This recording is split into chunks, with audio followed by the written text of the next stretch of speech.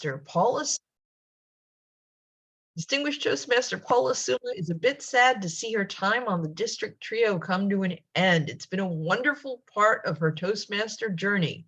Tonight, Paula will share with us her observations regarding a recent experience she had.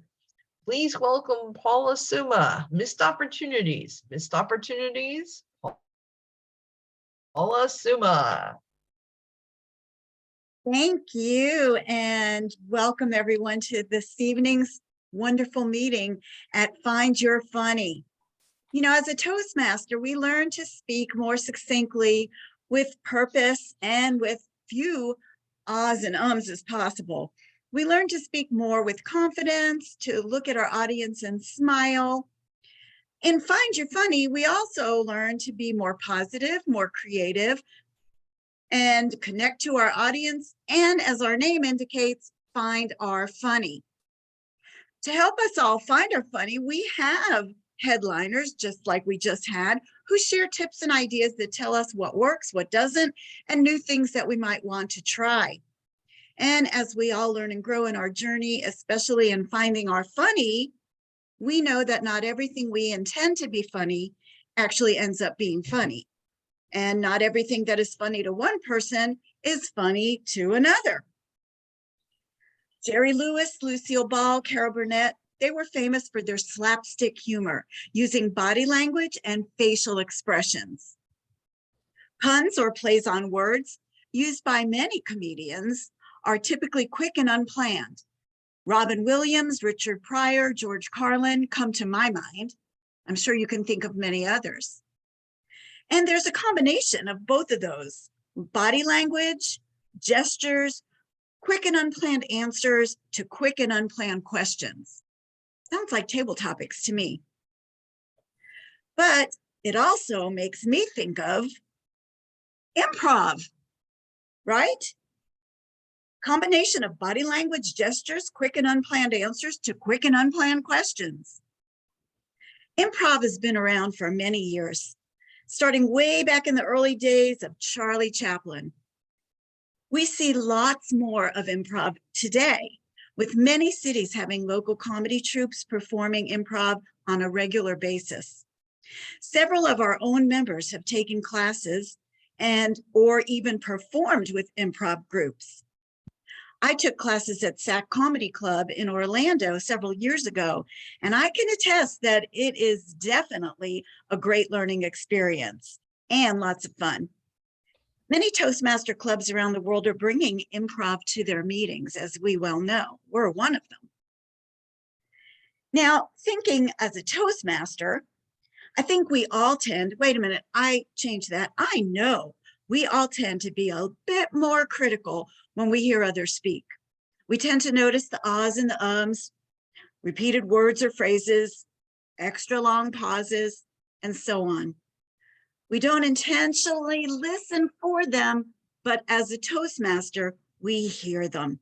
We notice them more than others, especially non-Toastmasters.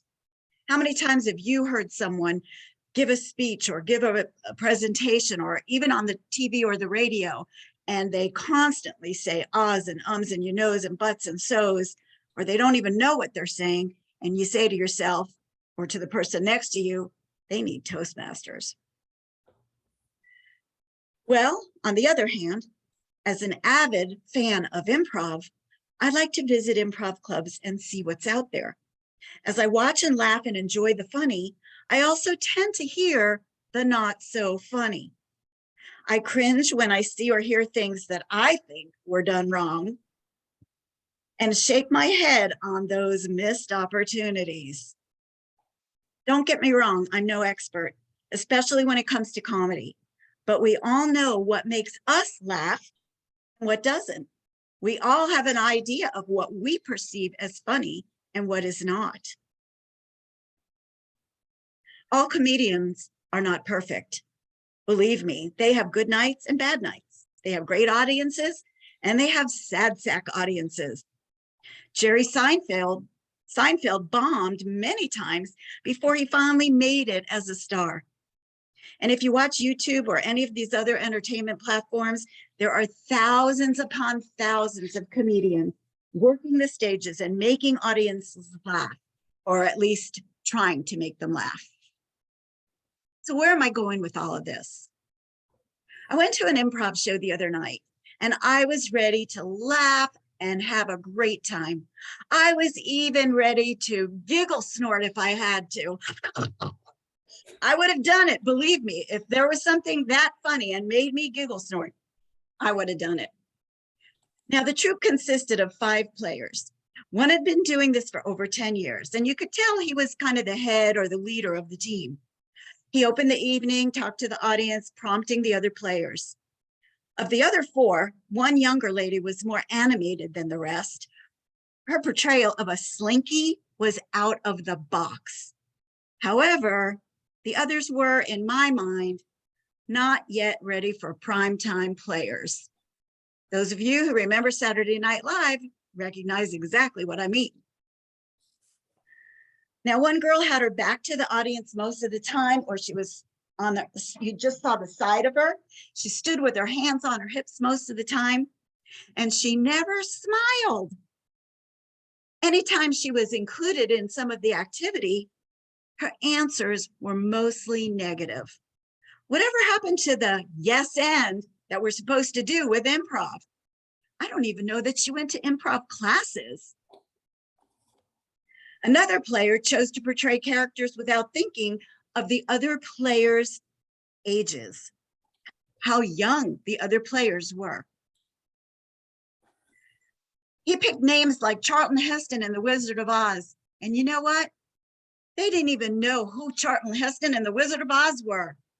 The lead player had to come out several times and try to save the scene, but yet they'd go on until everyone in the audience was just sitting there in dead silence. You heard hardly any laughter. During the intermission, people on either side of me complained about how boring it was and how unprofessional the players were. So I'm thinking, well, maybe it was just a bad night for them.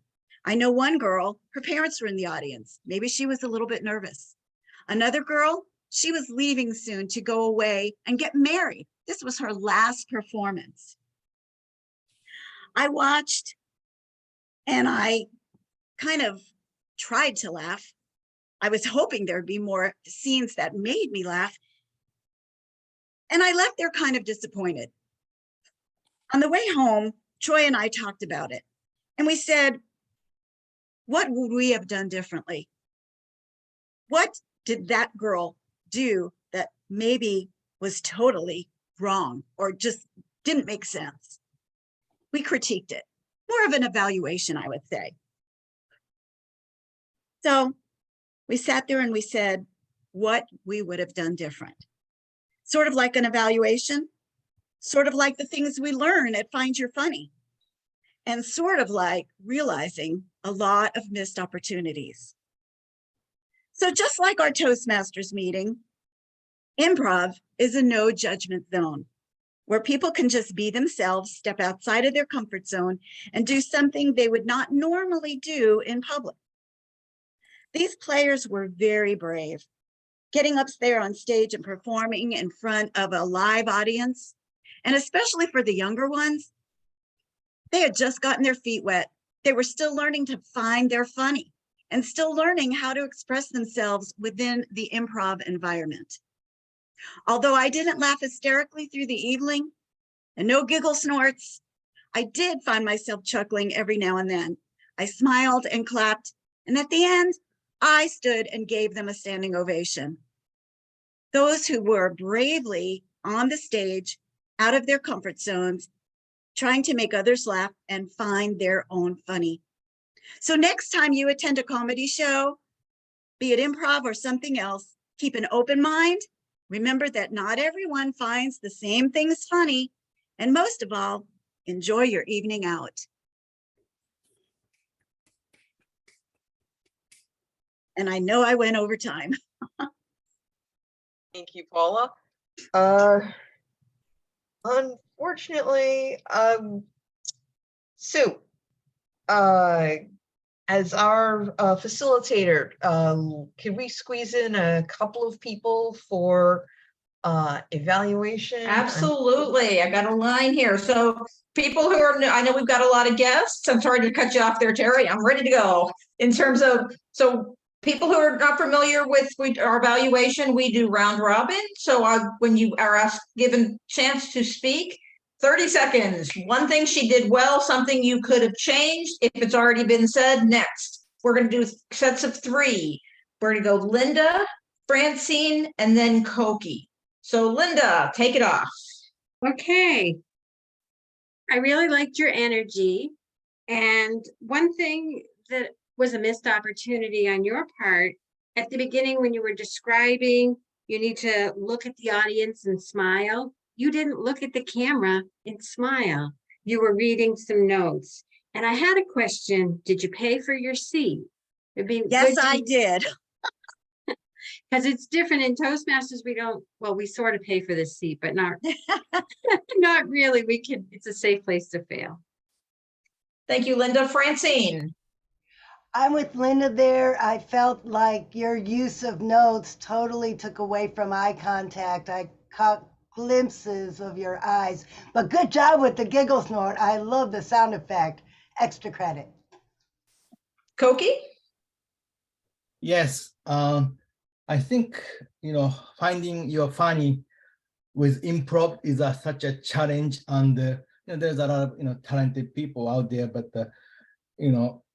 like I think she did well with incorporating that word of the day, giggle snore, and she even expressed, I don't think she was prepared, but so she included multiple times. So I say, well done, thank you. Do we have time for a few more, Terry, or do you want me to move on?